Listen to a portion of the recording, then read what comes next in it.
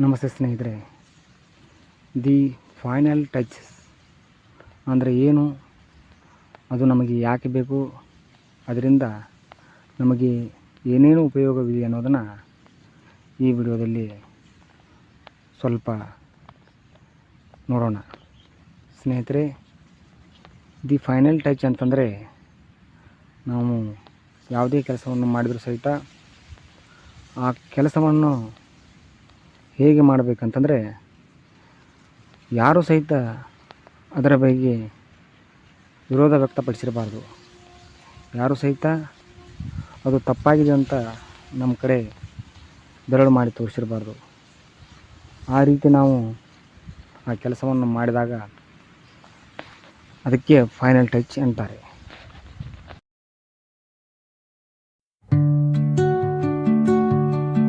ಈ ಫೈನಲ್ ಟಚ್ಚನ್ನು ನಾವು ಎಲ್ಲೆಲ್ಲಿ ಉಪಯೋಗಿಸ್ಕೊಳ್ಳಬಹುದು ಅಂತ ವಿಚಾರ ಮಾಡಿದರೆ, ನಾವು ಎಲ್ಲ ಕಡೆಗೂ ನಮ್ಮ ಯಾವುದೇ ಕೆಲಸದಲ್ಲಿ ಸಹಿತ ಫೈನಲ್ ಟಚ್ಚನ್ನು ಉಪಯೋಗಿಸ್ಕೊಳ್ಳಬಹುದು. ಈ ಫೈನಲ್ ಟಚ್ ಅನ್ನೋದು ಒಂದು ಐಡಿಯಾ ಆಗಿದೆ.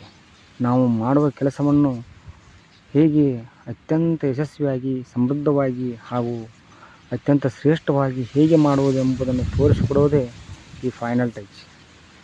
ಫೈನಲ್ ಟಚ್ನಿಂದ ನಮಗೇನು ಉಪಯೋಗ ಅಂತಂದ್ರೆ, ನಮ್ಮನ್ನು ಕೀರ್ತಿವಂತರನ್ನಾಗಿಸುತ್ತದೆ, ಯಶಸ್ವಿಯನ್ನಾಗುತ್ತದೆ ಹಾಗೂ ನಮಗೆ ಅತಿ ಹೆಚ್ಚಿನ ಲಾಭವನ್ನು ತಂದುಕೊಡುತ್ತದೆ.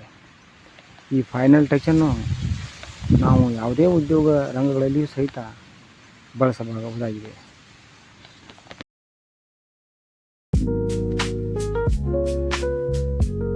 ಫೈನಲ್ ಟಚ್ ಅನ್ನೋದು ಒಂದು ಮಂತ್ರವಾಗಿದೆ, ಒಂದು ಶಕ್ತಿಯಾಗಿದೆ, ಒಂದು ತಂತ್ರವಾಗಿದೆ, ಒಂದು ಮಹಾ ಯೋಗವಾಗಿದೆ.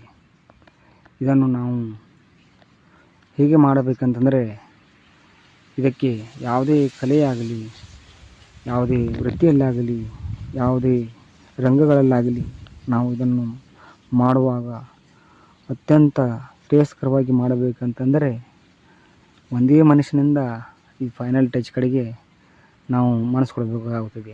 ಉದಾಹರಣೆಗೆ, ಒಬ್ಬ ವ್ಯಕ್ತಿ ಕಲಾವಿದನಾಗಿ ಆತ ಒಂದು ಗಣಪತಿಯ ಚಿತ್ರವನ್ನು ತಯಾರಿಸುತ್ತಿದ್ದಾನೆ ಅಂದುಕೊಳ್ಳೋಣ.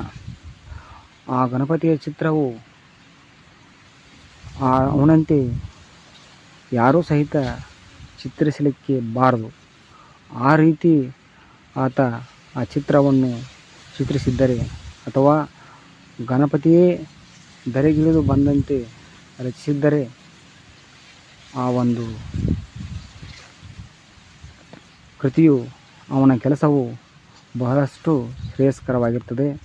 ಅದನ್ನು ಎಲ್ಲರೂ ಪೂಜಿಸುತ್ತಾರೆ, ಎಲ್ಲರೂ ಪ್ರೀತಿಸುತ್ತಾರೆ, ಎಲ್ಲರೂ ಹೊಗಳುತ್ತಾರೆ. ಅದರಿಂದಾಗಿಯೇ ಅವನಿಗೆ ಯಶಸ್ಸು ಸಿಗುತ್ತದೆ. ಇದೇ ಫೈನಲ್ ಟಚ್. ಫೈನಲ್ ಟಚ್ನಲ್ಲಿ ಮೂಲತಃ ನಾವು ಏನನ್ನು ಬೇಕಾದರೂ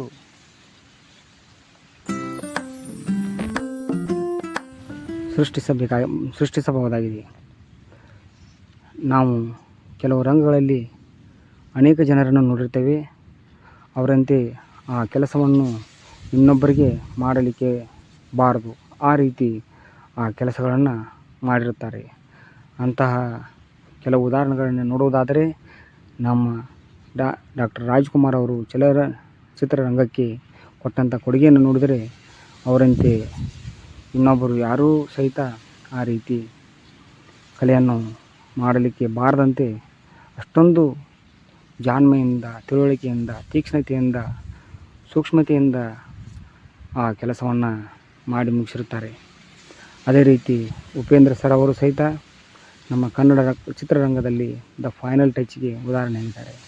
ಅವರಂತೆ ಯಾರೂ ಸಹಿತ ಕಥೆಗಳನ್ನಾಗಲಿ, ಚಿತ್ರಗಳನ್ನಾಗಲಿ ರಚಿಸಲಿಕ್ಕೆ ಬಾರದ ರೀತಿ ಚಿತ್ರಗಳನ್ನು ರಚಿಸಿರುತ್ತಾರೆ. ವಿಭಿನ್ನವಾಗಿ ಹಾಗೂ ವಿಚಿತ್ರವಾಗಿ ಅವರು ಸಹಿತ ಚಿತ್ರಗಳನ್ನು ರಚಿಸಿರುತ್ತಾರೆ. ಅಂತಹ ಯಾವುದೇ ಕಲೆಗಳಲ್ಲಾಗಲಿ, ನಾವು ನಮ್ಮ ಉದ್ಯೋಗಗಳಲ್ಲಾಗಲಿ ಈ ಫೈನಲ್ ಟಚ್ಗೆ ಮಹತ್ವವನ್ನು ಕೊಟ್ಟು, ನಮ್ಮಂತೆ ಇನ್ನೂ ಯಾರೂ ಸಹಿತ ಆ ಕಲೆಯನ್ನು ಮಾಡಲಿಕ್ಕೆ ಬಾರದು, ಆ ವೃತ್ತಿಯನ್ನು ಮಾಡಲಿಕ್ಕೆ ಅರ್ಹರಲ್ಲ ಎನ್ನುವ ಒಂದು ಒಳ್ಳೆಯ ಉದ್ದೇಶದಿಂದ ಮಾಡ್ತಾ ಹೋದರೆ ಅದೇ ಫೈನಲ್ ಟಚ್ ಆಗುತ್ತದೆ. ಫೈನಲ್ ಟಚ್ಗೆ ನಾವು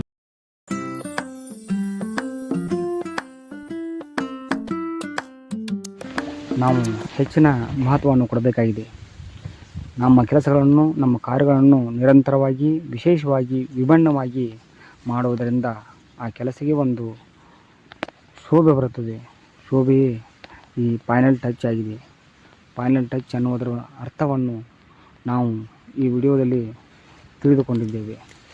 ಫೈನಲ್ ಟಚ್ ಪ್ರತಿಯೊಂದಕ್ಕೂ ನಾವು ಕೊಡುತ್ತಾ ಹೋದರೆ ನಾವು ಮಾಡುವ ಎಲ್ಲ ಕೆಲಸಗಳು ಶ್ರೇಷ್ಠವಾಗುತ್ತವೆ. ಧನ್ಯವಾದ.